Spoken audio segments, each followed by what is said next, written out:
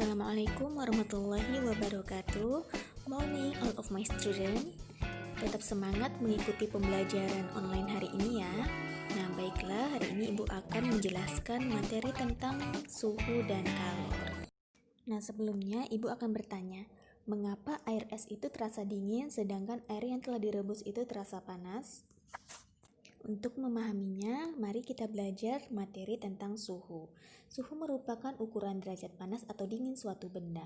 Nah, alat ukurnya itu disebut dengan termometer. Skalanya ada Reaumur, Celcius, Fahrenheit, dan Kelvin.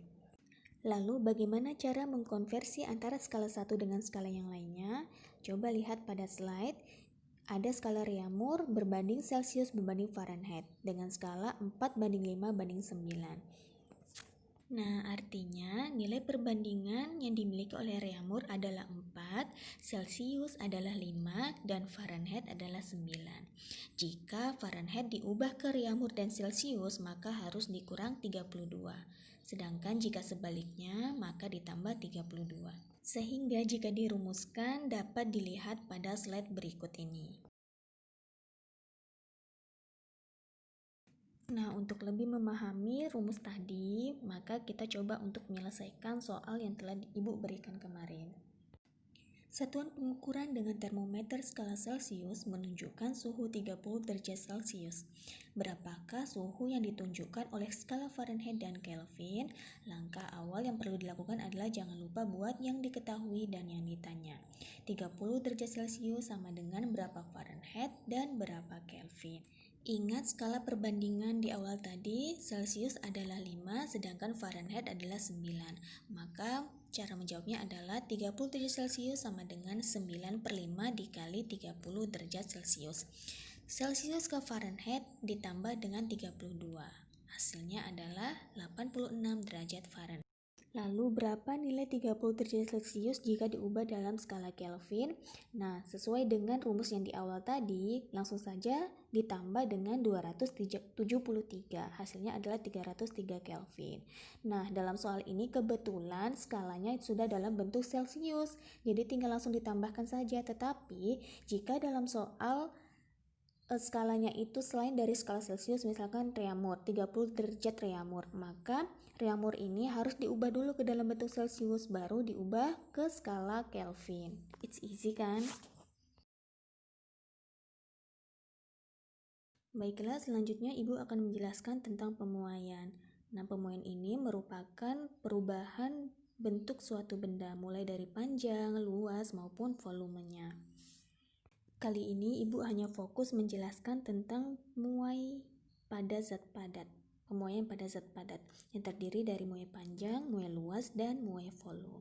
Untuk rumus-rumusnya dapat dilihat pada slide.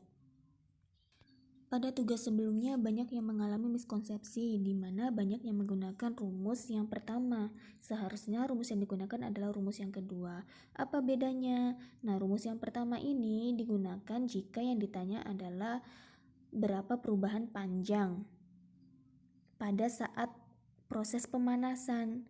Nah, sedangkan pada rumus yang kedua adalah proses perubahan panjang yang terjadi, panjang, luas, ataupun volume yang terjadi ketika benda tersebut telah dipanaskan. Artinya, berapa pemuaian yang telah dialami oleh benda tersebut. Makanya yang dipakai adalah rumus yang kedua. Nah, kemudian untuk nilai koefisien panjang masing-masing benda itu berbeda-beda sesuai dengan yang dilihat pada tabel.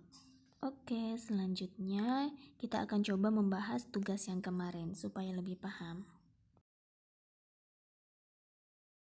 Dari soal kemarin dapat diketahui bahwa L0 atau panjang mula-mulanya adalah 1 meter.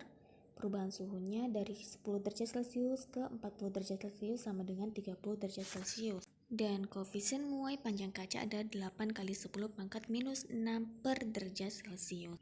Dan kemudian yang ditanya adalah berapa pertambahan panjang suatu benda yang dipanaskan dari suhu 10 derajat Celcius menuju suhu 40 derajat Celcius, sehingga terjadi yang namanya pemuaian.